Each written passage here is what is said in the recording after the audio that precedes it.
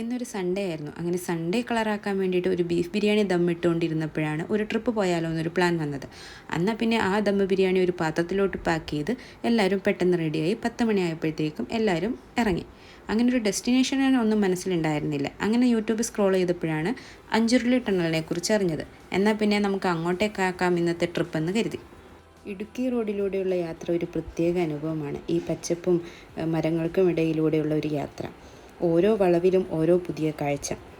ഓരോ യാത്രയും മനസ്സിൽ പതിയുന്നത് അതിലുണ്ടായിരുന്ന യാത്രക്കാരും അതിനിടയിലുണ്ടായ സുന്ദര നിമിഷങ്ങളുമാണ്. വഴികൾ നാം മറന്നേക്കാം, പക്ഷെ അതിലുണ്ടായ സുന്ദര നിമിഷങ്ങൾ നാം ഒരിക്കലും മറക്കില്ല. പോകുന്ന വഴിക്ക് ഞങ്ങൾ ഇടുക്കി ഡാമിൽ കൂടെ ഒന്ന് സന്ദർശിച്ചു. അവിടെ മൊബൈൽ ഫോണോ സ്മാർട്ട് വാച്ച് പോലുള്ള ഒന്നും നമുക്ക് അലൗഡല്ല. അതുകൊണ്ട് അവിടുത്തെ വിഷ്വൽസ് ഒന്നും നമ്മുടെ കയ്യിലില്ല. ഇടുക്കി ഡാം സ്ഥിതി ചെയ്യുന്നത് 2 കുറവൻ കുറത്തി മലകൾക്കിടയിലാണ്. നല്ല ഭംഗിയുള്ള കാഴ്ചയായിരുന്നു കേട്ടോ. ഈ ഡാമിന് വേണ്ടി സ്ഥലം കാണിച്ചു കൊടുത്ത ഒരു ആദിവാസിയുടെ പ്രതിമ നമുക്ക് പോകുന്ന വഴിയിൽ കാണാം. ചെമ്പൻ കൊലുമ്പൻ എന്നാണ് ഈ ആദിവാസിയുടെ പേര്. ഇടുക്കി ജലവൈദ്യുത പദ്ധതി, ഇടുക്കി ഡാം, ചെറുതോണി, കുളമാവ് ഡാം ഈ 3 പദ്ധതിയുമായിട്ട് ബന്ധപ്പെട്ടിരിക്കുന്നു. 780 മെഗാവാട്ട് വൈദ്യുതി ഉൽപ്പാദനമാണ് ഇതുകൊണ്ട് ലക്ഷ്യമിട്ടിരിക്കുന്നത്. ഓൺലൈൻ വഴിയാണ് നമുക്കവിടെ ബുക്ക് ചെയ്യേണ്ടത്. 150 രൂപയാണ് ഒരാൾക്കുള്ള റേറ്റ്. അതുപോലെ തന്നെ അവരൊരു ബഗ്ഗി സർവീസ് ഉണ്ട്.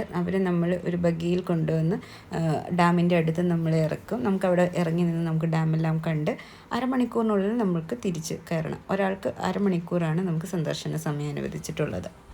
ഡാം സന്ദർശിച്ചു കഴിഞ്ഞപ്പോഴത്തേക്കും ഒരു ഉച്ച സമയമായി. അപ്പോൾ ഞങ്ങൾ ഫുഡെല്ലാം കഴിച്ചു. അതിനുശേഷം ഞങ്ങൾ അഞ്ചുരുളി ടണലിലോട്ട് പോയി.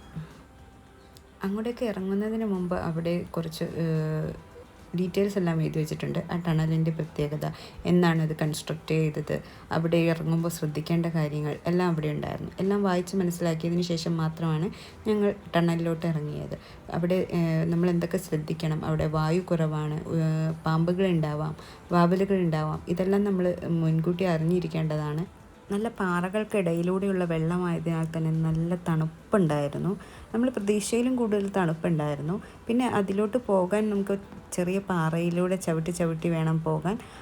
അവിടെ ഒരുപാട് ആഴമില്ല, പക്ഷെ ചില സ്ഥലത്ത് ചെറിയ കുഴികളുണ്ട്. അതുകൊണ്ട് അത് ശ്രദ്ധിച്ച് വേണം നമ്മൾ ടണലിൻ്റെ അങ്ങോട്ടേക്ക് നമുക്ക് സഞ്ചരിക്കാൻ വേണ്ടിയിട്ട്.